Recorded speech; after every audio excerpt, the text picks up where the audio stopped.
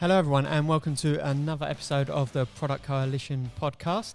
I'm really excited to have another episode ready to go for you. Today it's with Bavan Balamaheswaran. We've got a great chat coming up around introducing product management in engineering firms. Firstly, though, I'll give a shout out to Proud Mary Coffee as our location sponsor. Proud Mary is a specialty coffee roaster, cafe, coffee educator and retailer based here in Melbourne, where I am today, but also based over in Portland, Oregon in the USA. I'm fortunate to be able to be part of the Proud Mary family, so a big thanks to all the Proud Mary coffee team here in Melbourne and in Portland, Oregon. To find out more about Proud Mary in Australia, visit proudmarycoffee.com.au, or in America, proudmarycoffee.com, or get down to the cafes in either location. It's a great way to learn about the Proud Mary story, experience the coffee, and if you want to try my favourite on the menu here in Collingwood, it's the potato hash. Definitely recommend that. Welcome, Bavan. Great to have you here to chat through. We're going to be talking about introducing product management in an engineering firm, which is going to be awesome. Do you mind just kicking us off with a little bit about your background and your career journey so far? Yeah, definitely. So thanks for having me on. But my journey kind of really was not the most normal kind of journey. I kind of fell into kind of product management, you would like to say. So I kind of started off after studying like engineering, electrical engineering and computer systems. I obviously had like a big thing for products, technology and all that stuff. And then moving into the engineering consulting, into an engineering consulting firm, I worked within the digital futures team, which is a really interesting team. We look and investigate new business models, business opportunities, and try and explore where we can take technology and how Oracle can grow. And a big part of that was to develop a lot of proof of concepts. So I started off as a bit of a project coordinator, juggling with different types of technology from IoT, open data platforms, and trying to figure out what are some of the normal core issues that we currently have within the industry and trying to see what solutions we can come out of it. One of those solutions, Field Force, that I was working with eventually grew beyond a proof of concept, came out to be a beta, and the solution started growing bigger and bigger, and because it get a lot more traction. And from there, I became a product manager. Awesome. Because the role kind of needed it, so it kind of fell into it. But it's a good direction that kind of grew what my career should be like. Sounds like a natural fit to have fallen into as well from that journey. Yeah. Okay, before we get stuck into the episode, we're running a Melbourne theme. It's all Melbourne-based people for the first 7 episodes in 2019. Let's run through some Melbourne-based questions. Favourite tea or coffee joint in Melbourne? So my favourite tea or coffee joint is Mocha Joe's in Glen Waverley, down in my area. Waverley, right? Okay, nice. Favourite CBD lunch venue? Oh, so that's Max Hardware.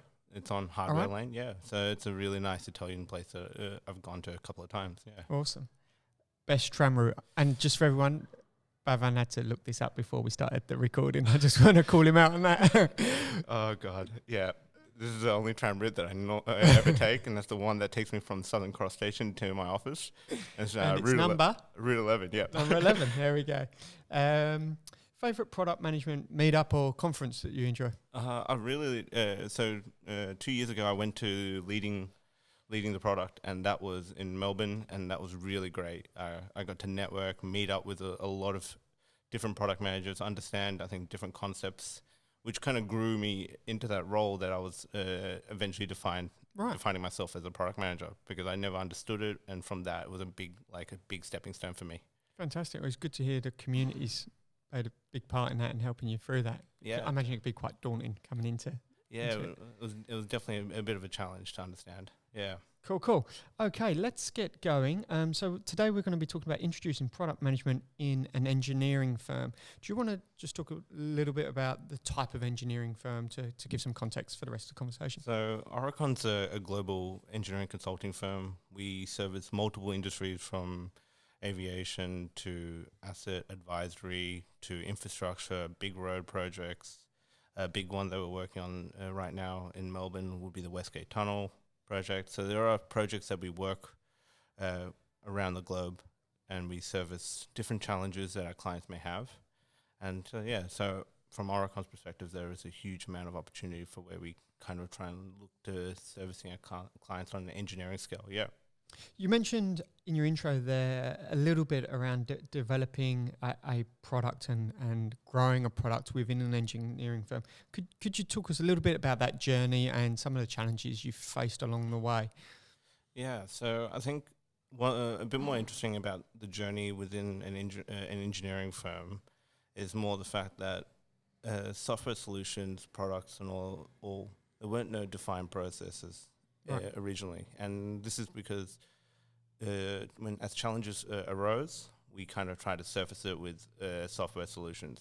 Eventually, when the solution started building a business, did we become starting to see it as a bit of a product and a service that we were trying to offer alongside our current services that we do around consulting. And that kind of journey was really challenging because this is a service that wasn't directly servicing one problem. As engineers, and especially with an engineering firm, we're all problem solvers. And that's a huge challenge that anybody has to work with engineers, is that they're all looking at the problem and they're also looking at the solution.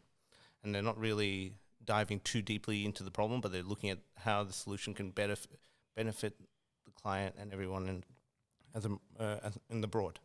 So as problem solvers, there are a lot more problems than solutions, and we're always diving into it. So when we come up with a solution that could service many problems and conceptualize it as a product, a lot of people had a difficulty saying, can this solution really solve my problem? Right, okay. Even though the product itself was trying to encompass as many solutions as possible. Okay. It sounds like quite a mindset shift. Yeah, it is. And I think there's been a huge growth in the company itself, identifying that we do have the opportunity to collaborate a lot more with the types of problems that we're finding on site or in our projects, and bringing them together into a really nice encompassed solution. And that itself is a huge, I think, growth. So some of the challenges I think you would see when we have these kinds of solutions is that each discipline has their own types of processes. They all meet those different requirements, and those problems are all unique to that discipline. So how do you build a solution or bring the right kind of people together to kind of develop that answer to that problem? Because each problem is unique. A mechanical engineer will have his problem with his hydraulic solution or AC solution, and then a civil engineer or a structural engineer may have a problem with another problem, and then the advisory team will have another one. So each one, even though it's a problem, and they all share, I think, a common area, which is maybe the project and the client. Right. How do you kind of build that problem into one nice kind of question thing? Yep. This is your problem and this is your solution. So you've got many personas that you're trying to create satisfaction for, create value for. Yeah. Right, okay. You mentioned around a problem and then a solution, or numerous problems, single solution, and growing that product, growing it into a product. I know in your space you've got regulation around the AEC body. Do you mind just sharing with the audience who they are? So the AEC is it's a general description of what the industry that engineering consultants have to work in, which is the architecture, engineering, and construction industry itself. Right. And those and that industry itself has different ways of different people. There's so many different personas, as we were saying before, and within those personas itself, there are a lot of regulations that are brought forward actually by governing bodies, such as local governments, state governments. You have within there like transport bodies, and then even within the private sector, there are different companies that govern certain elements, like Telstra would govern certain telecom elements, and those challenges, how they operate and what they kind of do changes. So a challenge that we normally, right now we're facing in Asia is around BIM. So BIM is Building Information Management Systems. And some of our products are now needing to have to operate in accordance with some of those changes in those markets. And these changes are all brought forward by government. So how do you shift a product, I guess, to encompass a new kind of set of regulations, but still solve the same problem that solution was originally designed for? Yep. Or how do you transition it to the new problem so that the old problem doesn't come up again? Yep. So it's a juggling act of where you're trying to say governments and regulating bodies have brought forward these kind of solutions to how to regulate certain aspects of the industry, but then the software kind of need to kind of also help benefit the users that you've designed them for, while also meeting the requirements of them. Okay, thank you. I know regulation is often put in as a solution to a problem, such as someone's abused something, so regulatory or bureaucracy starts to creep in, and is seen in itself as a solution. What I'm hearing there is sometimes that's not the case. It's regulation that's there to protect, but you've still got to deliver on your value proposition from a product perspective. You mentioned about Asia, and obviously you're based here in Australia. Can you tell me about, just personally, how do you manage a global product that transcends borders? And I'm assuming regulation may be different between the countries or continents? Yeah, so this is like, I think a huge important part is collaboration. Sometimes you can't always be there, and you can't always investigate, and you can't always interact.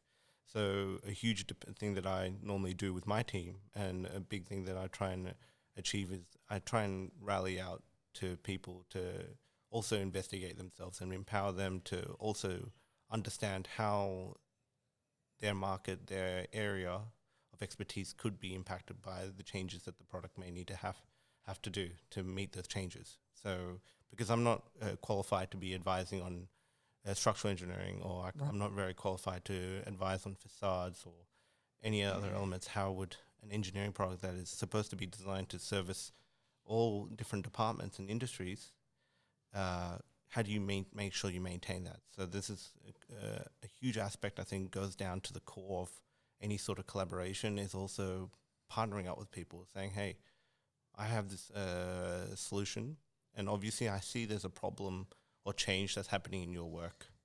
How does this impact me, and how can I help you? And kind of create that two-way communication where you go, you have a voice in how this product also changes, and because you're actually a set user group, and try and understand that this person and the person that you're trying to connect with is actually also a very special person. It's kind of an extension of yourself, and for you, he's the core of your service, but not the core of the product. So that's where it gets very challenging to manage the user persona, but also manage the business opportunity at the same time. So you may have the user persona as a guy who's going out to site to capture information, but then the service and opportunity that he's providing is providing to understand the changes in facade dynamics or something. Right. And it's two different aspects, but his business requirements shouldn't necessarily affect how the user should feel or experience when using the product, but more should empower how that service kind of extends in a generalistic way as a product should be. Okay. You mentioned many different types of personas and managing those. How do you, can you talk to me about the strategies you use to bring the right people along to validate the design of your product? So definitely stakeholder management and trying to engage the right people is a huge importance. And so managing those personas, I definitely depend on my extended team, from the comms team to right down to the actual technical directors and the digital leaders that are in each of the regions that kind of empower Aurecon's kind of digital methodologies. Okay. And they kind of surface these emerging trends in people. And from there, I kind of write up personas describing certain relevant aspects of the people, or even base it on a certain opportunity. But from that, I kind of understand how does it connect to the business, and then from there, how does the business would use my product. Right. And then try and create that bit of a flow diagram and try and connect it. So managing those types of personas is really challenging, but it's always important to kind of update and make sure that you're well aware that if a business opportunity changes, the persona may change that's connected to it, because the person may need to change the way they work. And then that's also changing the experience they may have with the product. Okay. And this is then that continuous loop. Yeah, continuous feedback. Right. And it's really challenging, ideally trying to maintain those business engagements, especially with the leaders and everyone, because as they're engaging their clients to solve their problems, they'll find problems with your product, Right. which you need to kind of understand because they're trying to solve a problem from their client, and it's a bit of a chain flow effect back to you. This leads into backlog management, and I'm keen to understand how do you, especially with crossing borders from a software perspective and the needs of different territories and regulation, how do you prioritize that? What types of models or tools do you use to make prioritization decisions in your backlog? So I think it's a really challenging thing with like such an ever-changing industry where people bring in new technology, research comes in, or government regulations come in that may impact a whole feature and the backlog itself. Right. So the way that I try and group them into is I group my backlog into several different ways. One way I tag them as per the industry that the major impact is going to be. And because when I look at major impact, if I change it or I adjust it, they're the most likely users that are going to be affected by that change. And so looking at that backlog and trying to adjust it is always challenging. But then I think prioritizing is definitely looking at the current situation. What's the biggest value could you provide to the largest user demographic right now? Because I think the thing you're going to always find with an organization like an engineering consulting firm, there's always so many problems that we can solve. There's so many innovative ideas out there. And to regulate your features so that your product doesn't become like an all-encompassing jack of all trades, but still keeps its core function and core vision according to your North Star, what you kind of start to do is very much, you start to prioritize on the most impactful at that very moment. If you're starting to see a trend in telco, because all the telco industries are going to 5G, for instance, that's right. a current thing that we're having to make a decision about now. All the functionality that may benefit telco starts to become more of a priority because their industry changes will eventually make your product out of date and out of service, because you have to kind of adaptively understand the kind of changes they're making and then bring them into the product. So all of a sudden that priority kind of just shifts up the scale because it creates a huge impact and opportunity that you may have.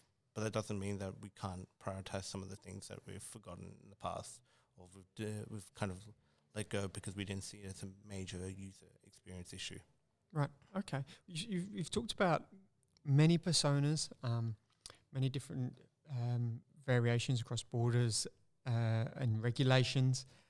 There's a lot of variables there. Could you talk to me about how you manage your development team, the engineering team, and how you keep that North Star shining bright, irrespective of all of this variable and unpredictable change? So I try and split the way I engage my team in several ways. So we obviously have 8-week development cycles where we have a feature, we go through the backlog and identify the different features for that select user group or the select group of people that we're going to try and help with their product because their business is changing. Okay. And those 8-week cycles, I normally engage when at a period of time when we need to make those decisions, I start those cycles. But every month I do give monthly updates on the business trends. So I think buying into your, having your dev team buy into what you're trying to grow so they don't feel like it's ad hoc is a big challenge, because in an industry that's changing, having them to buy into the process of saying, okay, we're shifting our focus now to defense, or we're shifting our focus to telco. They would like to know why, because they go, why am I now going back on this feature that we fixed up 3 weeks ago? We're like, well, the business has actually changed now. The telco industry have identified a new regulation. We have to kind of shift accordingly. We have to audit a bit more. We have to do different elements. So adaptively shifting those kind of products to identify those things, kind of you give those updates during those monthly updates, because as they change, you can say Asia's doing this right now, Australia's doing this, New Zealand's doing this, Africa's doing this, Middle East is doing this. So actively kind of just going and showing the team, these are the kinds of changes that are happening and emerging in our industry. We've identified that telco will be our next focus area. This is what they're currently experiencing. This is what they want to experience. And try and figure out, I think, the current and future state where it is. And then from there, we kind of identify the features from the backlog. And if there's new features, then we introduce them. at that point, and we go, all right, these are the features, these are the epics, these are the themes, this is who they're going to impact. We may want to bring in this stakeholders because it's also impacting them. So, for example, a telco feature may impact the asset management team. Okay. We may need to bring them into the whole process and bring them in saying, hey, this is something that's happening in telco, but it's also going to benefit you. We're going to revamp this component. Maybe it is the sign-off or the image function. At the end, we want to revamp it to solve the problem of telco, but we want to also consider you as the user group that's impacted by this feature. I love the collaboration and co-creation style that you're adopting there. In your instance, is your engineering team onshore? Are they distributed in the countries that you're operating in? So they're actually in Melbourne. So that's the benefit that I have, is that I've got a close relationship with them, and that through my engagements, they can actually experience the full business, and then from there, understanding some of the changes, they may predictively actually advise me, saying, "Hey, just to let you know, our reporting function hasn't been updated, and this is going to impact it. You may not realize, but in a couple of months, I think telco may have a problem with their reporting. So we've got to go back and say, all right, we've got to quickly bring this up the backlog." So I really appreciate, I think, the dual feedback approach, and that's why I do it with even engagement with service line leaders and my dev team. It's always a two-way approach, that not always it's a trickle down. Yep. Sometimes problems or solutions that sometimes I overlook could be brought up, and that's where the benefit, I think, working in engineering, from where everyone's a problem solver. There is 100 solutions, and sometimes you just overlook it, and it's a huge opportunity to kind of always understand the solution that you could potentially be doing. Great. Obviously, the benefit of having onshore team around you, you've just talked about. One of the downsides to that can obviously be empathy for instance, foreign markets. And I know you've just travelled this week to build up empathy of your Asian customers. Could you talk to me a little bit about how you bring that back to the office and share that with the engineering team and help create that empathy, even though they wasn't able to experience it firsthand? Yeah, so there's two ways. So normally when I go to a region or an office, especially there's so many offices, it's very hard to kind of get yourself out there and kind of be amongst everyone.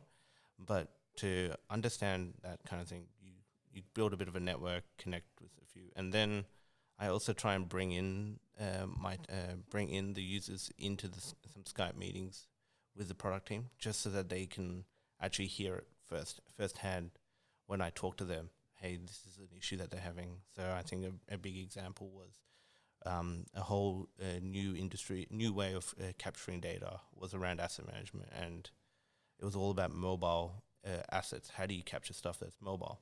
For a long time, the product was designed for static assets. Right. But there's an industry change where clients are wanting us to also anticipatively monitor assets that also move around from one location to another location, because in the industry's changed, where they want to make sure that they're more efficient, more sustainable, so they share the same asset across different offices, different sites. They don't buy the same thing for everywhere. So how do we encounter something that's now mobile while also still servicing the static? And the team never understood this. Like, it's not a really big deal. Like, static assets, it's just taking when they think about it, when the engineering was thinking about it, they were like, it's really just a data point at a location. That's the metadata. That's it. We just need to map that same location to metadata. I'm like, but the experience is different, because the guy who's going on site doesn't actually know where it is. He has to do a bit of a where's Wally, and they never understood until the guy talked him through about his process. Brilliant. And then it was mind-boggling. They were like, okay, this is just changes the whole product. I'm like, no, it doesn't really, but it just means that we have to understand that the elements that we have to design now also have to account for the fact that this whole tower could be picked up and moved to another place. And we just need to know, how do we communicate that back to them? Do we send a notification? So I think that brainstorming session that we had after that event, where we started understanding this is the problem, and I invited guests over to talk to us and learn, so that it's a bit of an open communication, because once the engineering team understood that, they started exploring actually how we can further technology instead of trying to just change the user experience. Because I think there was a lot of pressure early on when we were trying to adaptively try and grow the product with the designs. We were just trying to feed as much designs to the engineering team. The engineering team were just trying to build into it, and they never understood that maybe it comes to a point where the design can't do it anymore, and we have to bring in new technology. And with the team, engineering always investigating new ways of bringing certain solutions to life, it was a huge, I think, growth opportunity for them to say, actually, we don't need to design a new setting or anything. We just need to just change the back end. And no one will realize that we've started recording stuff and showing things in a different way. Yeah. I do love being in a room when the penny drops on moments like that, and everyone goes, right, okay. And in this instance, it's great from a collaboration style that you've identified new opportunities from what seemed like an easy, known problem, known solution. Is then, there are more problems for us to explore in this, and for the better of the product and the value you create. Yeah, so it's a great value. I think that two-way street. Like I think that's maybe the core. I think if a good product team can also appreciate some of the other departments' work, then they understand how to surface certain things to the right people for the right things. Without that, it's just a very slow waterfall kind of effect where, all right, take a look at that, and they go, I don't know why you're doing this. Go back to it, and it'll be like a chain of emails for no reason. Yeah, and that's when things do get complicated. I've really enjoyed chatting through the world of engineering with you, Bavan. This has been great. You had fun? Yeah, no, it's really great. Thanks for having me, Joe. It's a pleasure. It's great to hear your story. Great to hear how you've transcended borders. I love the collaboration and the co-creation you've talked through in the world of engineering and bringing product management mindset to that. So thank you very much. Thank you also to Proud Mary as our location sponsor and for the coffee this morning. Hope everyone's enjoyed this episode of the Product Coalition. Look forward to sharing another episode with you very shortly. Thanks, Bavan.